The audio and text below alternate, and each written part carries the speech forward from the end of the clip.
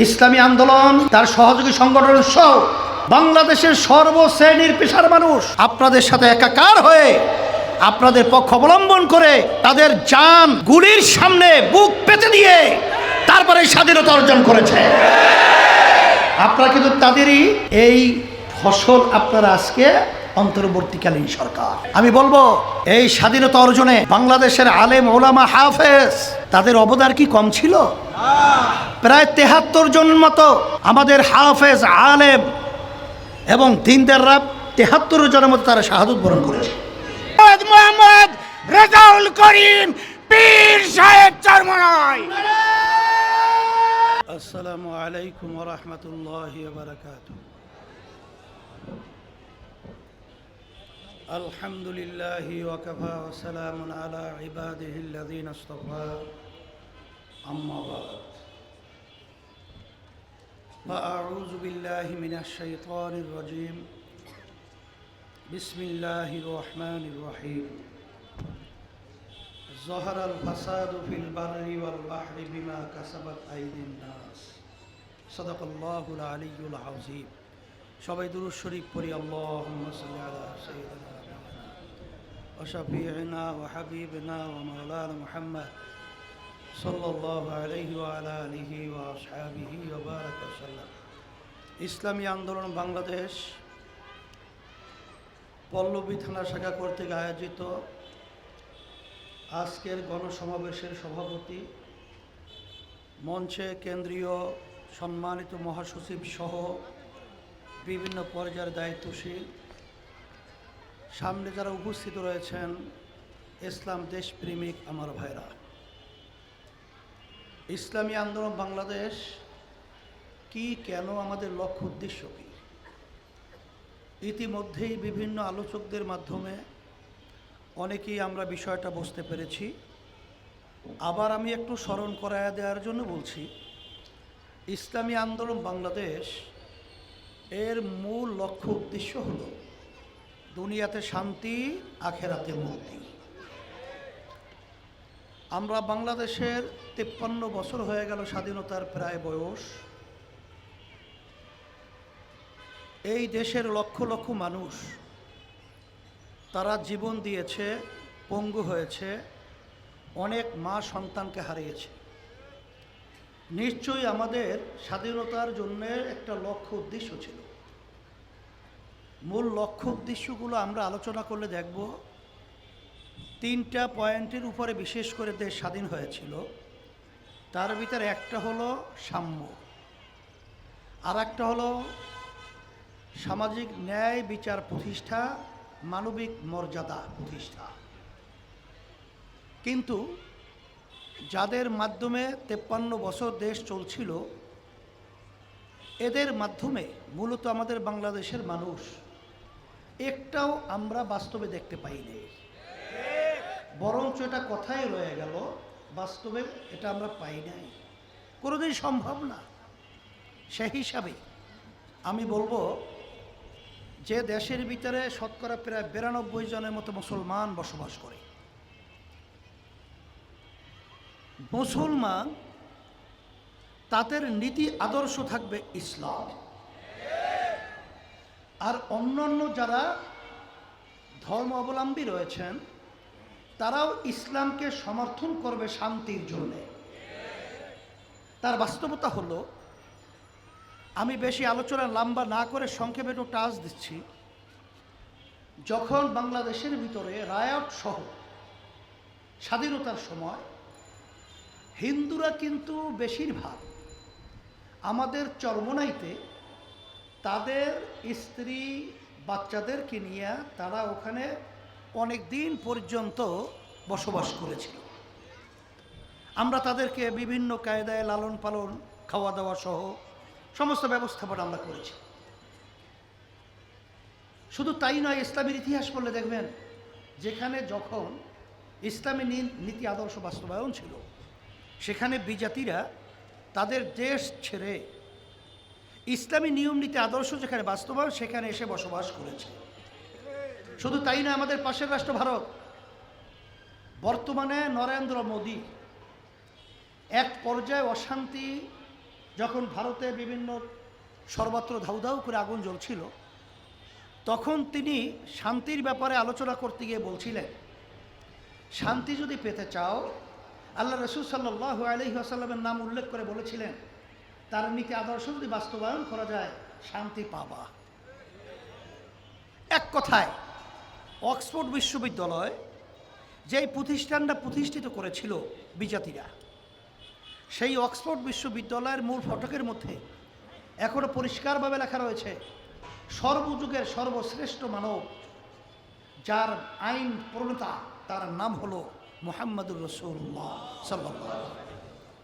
আসলে ব্যাপারটা হলো, বাংলাদেশে এত মুসলমান, এত ওলামায়ে কেরাম, এত নামাজি, জুমার নামাজে মসজিদে মুসল্লিদের এক পর্যায়ে মসজিদে জায়গা হয় না, ধরে না।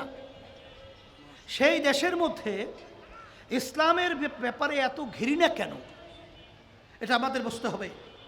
গ্রাম্য একটা প্রবাদ বাক্য রয়েছে, কেউ যদি চুন খেয়ে মুখ পুড়ে যায়, দধি দেখলেও ভয় পায়। অর্থাৎ চুনের রঙও সাদা, দধির রঙও সাদা, তাহলে স্বাভাবিক তার তো মুখ পুড়ে গেছে, সে যখন দধি দেখবে সাদা দেখলে হঠাৎ আচমকা ভয় পায়। আসলে তাম দুনিয়ার ভিতরে বাংলাদেশ সহ ইসলামের বিরুদ্ধে একটা ইসলাম বিদ্বেষী চক্র, নাস্তিকের দলেরা ইসলামের ব্যাপারে মিথ্যা বিভিন্ন কায়দায় নীল নকশা অনুযায়ী আজকে এমনভাবে প্রচার করছে, ইসলামের কথা শুনলে অনেক মুসলমান সন্তান পর্যন্ত ভয় পায়। আসলে ইসলাম শব্দের অর্থ শান্তি, এর ভিতরে অশান্তি কোথা থেকে আসবে? আসলে বাস্তবতা হলো এই যে, আমি আপনাদেরকে পরিষ্কারভাবে বলবো, আজকে ইসলাম যে একটা শান্তির প্রতীক, তার বাস্তবতা আপনারা দেখেছেন। বাংলাদেশে যখন 5ই আগস্ট আবার কি হলো, স্বাধীনতা লাভ করলো। অনেকে বলতে পারে, হুজুর আমরা তো 71 স্বাধীনতা পেয়েছি, আবার নতুন স্বাধীনতা। আমরা স্বাধীনতা পেয়েছিলাম বটে, কিন্তু স্বাধীনতা ভোগ করতে পারিনি। এখন আল্লাহর রহমতে আমরা স্বাধীনতা ভোগ করার প্রতিটা মানুষ তার বাক স্বাধীনতা পেয়েছে। এই জন্য আমরা বলছি আমরা স্বাধীনতা পেয়েছি। এই 5ই আগস্ট স্বাধীনতায় আপনারা দেখেছেন যে ইসলামী আন্দোলন বাংলাদেশ এবং তার সহযোগী সংগঠন সহ অনেক আলেম ওলামারা, তারা কিন্তু বিজাতিদের মন্দির, তাদের জান মাল নিরাপত্তার জন্যে তাদের পাহারা এবং তাদের জানমাল নিরাপত্তার দায়িত্ব পালন করেছে। আবার আর এক শ্রেণী দেখছেন, ইসলামী আন্দোলন এবং অন্য অন্যদের ভিতরে পার্থক্যটা আমি বলার জন্য বলছি, তারা কিন্তু লুট, চাঁদাবাজি, জাগা দখল, বিভিন্ন ধরনের সন্ত্রাসী কার্যক্রমে লিপ্ত হয়েছে। আমি অন্তর্বর্তীকালীন সরকারকে বলবো, আপনারা কিন্তু 5ই আগস্ট এই বাংলাদেশের মধ্যে আমাদের মেধাবী ছাত্ররা, আমাদের দেশের ভবিষ্যৎ প্রজন্ম সন্তানেরা যখন তাদের ন্যায্য দাবি আদায়ের লক্ষ্যে আওয়াজ তুলেছিল, তখন তাদের ন্যায় এই আওয়াজের পক্ষে ইসলামী আন্দোলন, তার সহযোগী সংগঠন সহ বাংলাদেশের সর্বশ্রেণীর পেশার মানুষ আপনাদের সাথে একাকার হয়ে আপনাদের পক্ষ অবলম্বন করে তাদের জান গুলির সামনে বুক পেতে দিয়ে তারপরে স্বাধীনতা অর্জন করেছে। আপনারা কিন্তু তাদেরই এই ফসল আপনারা আজকে অন্তর্বর্তীকালীন সরকার। আমি বলবো, এই স্বাধীনতা অর্জনে বাংলাদেশের আলেম ওলামা হাফেজ তাদের অবদান কি কম ছিল? প্রায় 73 জন মতো আমাদের হাফেজ, আলেম এবং দিনদাররা 73 জনের মতো তারা শাহাদত বরণ করেছে। শত শত হাত চক্ষু হারিয়েছে। আজকে অনেক মায়ের কোল খালি হয়েছে। কিন্তু আমরা লক্ষ্য করেছি যে আজকে যখন শিক্ষা সিলেবাসের মধ্যে সংস্কারের জন্য শিক্ষা কমিশন গঠন করা হয়েছে, সেখানে কোনো ইসলামী স্কলারকে রাখা হয় না। আমরা পরিষ্কারভাবে বলছি, আমরা কিন্তু অন্যায়ের প্রতিবাদে জান দেওয়ার জন্য আমরা কিন্তু প্রস্তুত ছিলাম, এখনো আছি। যদি আপনারা কোনো ব্যতিক্রম ধর্মী কার্যক্রম পরিচালনা করেন, আমরাও কিন্তু অন্যায় প্রতিবাদে আমার বাংলার জমিনে আপনাদের প্রতিবাদে নেমে যাবো ইনশাআল্লাহ। এখনো পরিষ্কার বলছি, যেই দেশের ভিতরে 92 জনের মতো মুসলমান বসবাস করে, সেই দেশের মধ্যে একজন শিক্ষা কমিশন সহ পাঠ্যসূচি সংস্কারের মধ্যে সেখানে ইসলামী একজন স্কলার থাকবে না, এটা কখনই হতে পারে না, হতে দেওয়া যায় না। এই জন্য আমরা বলবো আপনাদের শুভবুদ্ধি উদয় হবে। আমি সেদিনকার প্রধান উপদেষ্টা ডক্টর ইউনুস সাহেব তার সঙ্গে যখন কথা বলছিলাম, তখন আমি স্মরণ করায় দেওয়ার জন্য বলছিলাম যে দেশের ভিতরে 92 জনের মধ্যে মুসলমান বসবাস করে, তাদের নীতি আদর্শ, তাদের চাহিদা আপনাকে গুরুত্ব দিতে হবে, আপনার উপদেষ্টাদেরকে গুরুত্ব দিতে হবে।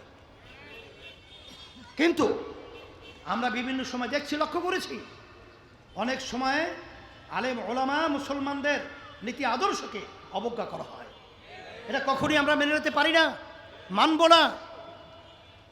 হ্যাঁ, এই কথার মাধ্যমে আমি এটা বলছি না যে আমরা বিরোধিতা করছি, না, আপনাদের সহযোগিতাই তো আমরা সবসময় আছি, থাকব। কিন্তু আপনারা অনিয়ম করবেন আর সেটা আমরা দেখব, এটা হতে পারে না। এর জন্য আমরা বলবো যে শিক্ষা সিলেবাস সহ, শিক্ষা কমিশন সহ সর্বত্র ইসলামী স্কলার থাকা দরকার আছে না নাই?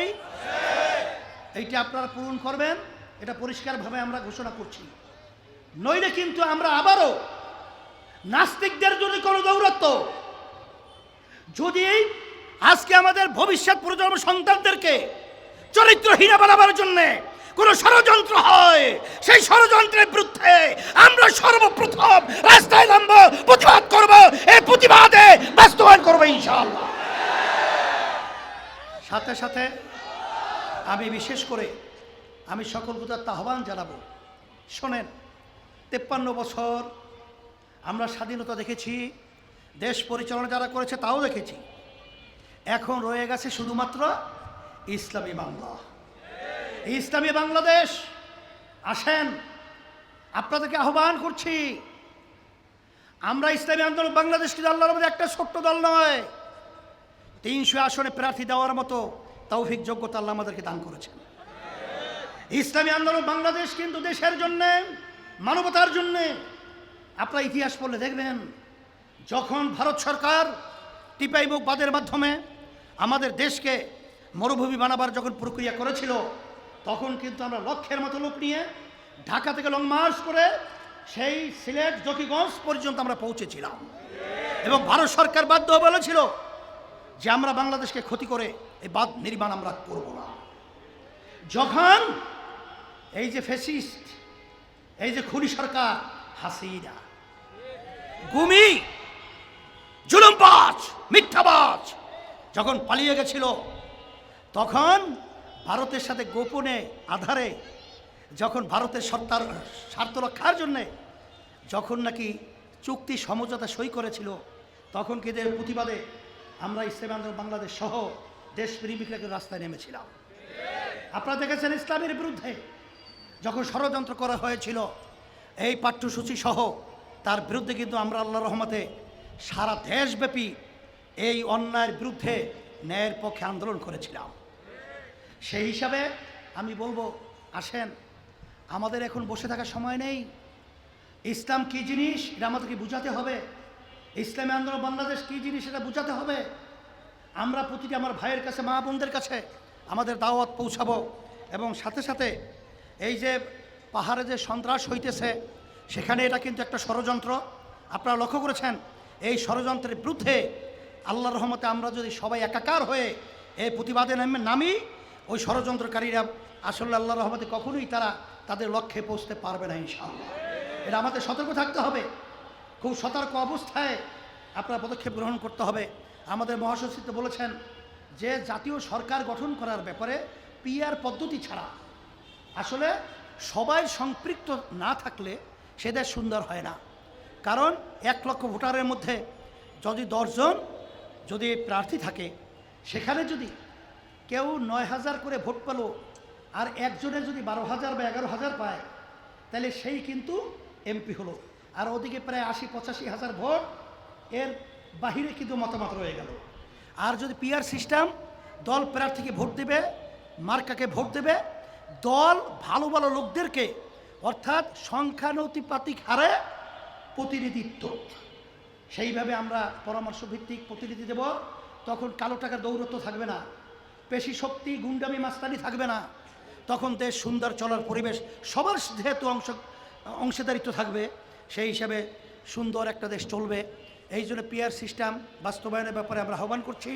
আর সাথে সাথে বৈষম্য এই বিরোধী এই ছাত্র সমাজ এবং জনতা যারা এই আন্দোলনে আপনারা শরিক হয়েছিলেন, আহত হয়েছেন, আমরা তাদের জন্য দোয়া করি আল্লাহ তাকে সুস্থ করুক। যারা মারা গিয়েছেন, হতাহত হয়েছেন, শহীদ হয়েছেন, আল্লাহ তাদেরকে উত্তম যাদা দান করুক। আল্লাহুম্মা আমিন। রব্বানা আতিনা ফিদ দুনিয়া হাসানা ওয়া ফিল আখিরাতি হাসানা ওয়া কিনা আযাবান নার বিরহমাতিকা ইয়া আরহামার রাহিম।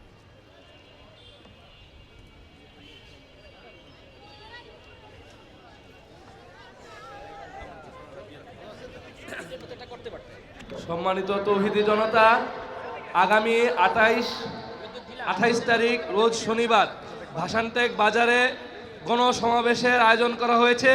আপনাদের সবাইকে উপস্থিত হওয়ার জন্য উদাত্ত আহ্বান জানাচ্ছি। আগামী 28শে সেপ্টেম্বর, আগামী শনিবার বিকাল 3টায় ভাসানটেক বাজার মোড়ে